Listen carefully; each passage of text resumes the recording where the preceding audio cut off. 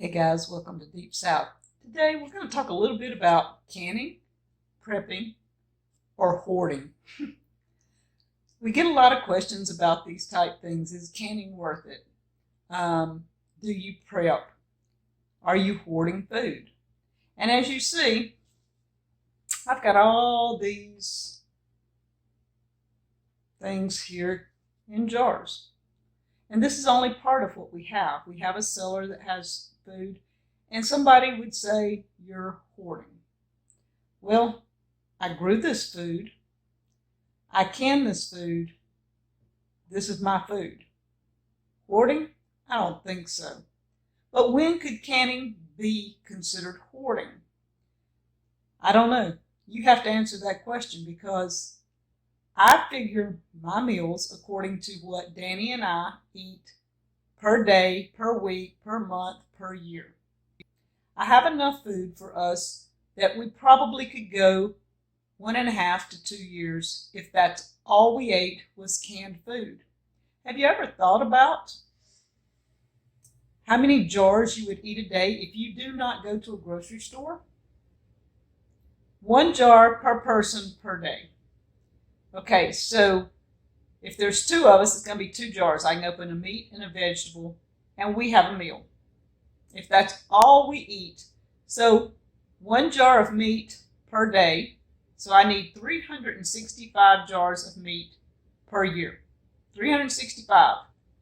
That's a lot of jars, guys, of meat. Then if I do veggies, 1 per day, I need 365 jars of veggies. And we like sweets, so I need 365 jars of sweets. You done the math yet? Okay, we're over 1,000 jars, or right at, a little at over 1,000 per year. And guess what? That's a lot of jars. That's a lot of canning. Danny and I have enough to eat a little more than that because we like more than 1 jar a day of veggies. I like to open some peas, or I like to open carrots, and I like to open potatoes. We eat potatoes almost every day. So potatoes alone, I need 365 jars of potatoes. That's a lot of potatoes. So here we are, we're knocking close to 1,500 jars just for 1 year because we like a lot of potatoes. Danny likes sweet potatoes. I usually do at least 1 jar a week of sweet potatoes in something. So that's 52 jars just of sweet potatoes. Do you see the math? So when does it become hoarding?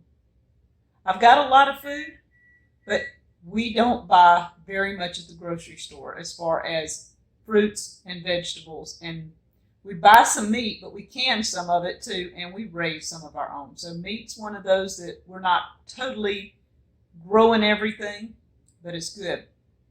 So canning, prepping, part of it's prepping. We prep this food because, hey, if I can't go to the grocery store next week, I don't want to be sitting here going, what are we going to eat?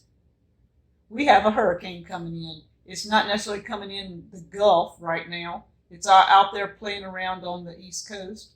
But we always know that when a hurricane comes in, there might be a possibility, like Katrina, that we're out of, the stores are out of food for a while. I was caught during Katrina with limited food in my pantry. We had some in the freezer, but hey, the power goes out. You got to eat that pretty fast. And so you have to start depending on churches, food banks, the Salvation Army or the Red Cross, whoever starts bringing stuff in at that point, you're dependent on them, and you're lucky when they get here that you get some food. They try to prepare for everybody. So I don't want to do that. This is my prep mode. I prep this because I need something. If Danny gets sick and I can't go to the grocery store and I have to stay here and take care of him, hey, I've got food. I don't worry about starving. Food prices, rising food prices. Everybody's always talking about food shortages, food pricing. Hey, if you've bought some of your food, even if you can't grow it and you buy some of your food and you can it, if you bought carrots for, say, 79 cents a pound, and you canned several jars, like I've got bunches of jars of carrots here. Say you bought them at 79 cents a pound. You go to the store 6 months later and you see that they're $1.99 a pound. And you've still got jars of carrots that you paid 79 cents a pound. Then you don't have to pay $1.99 until you start running out. So it saves you food pricing. That's one way I look at it. Another is, you know what's in your food if you raised it.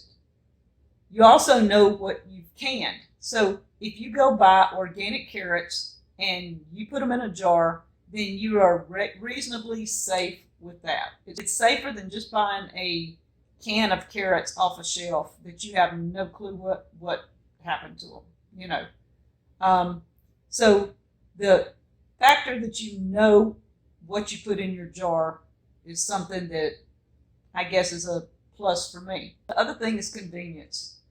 It takes me less time to cook a home-cooked meal than it does most people to drive to a fast food restaurant, wait in line, get their food, and get back home. You've wasted a good bit of time doing that. I can open a few jars, and in 20 to 30 minutes, we're eating. It's already done according to what I do with it.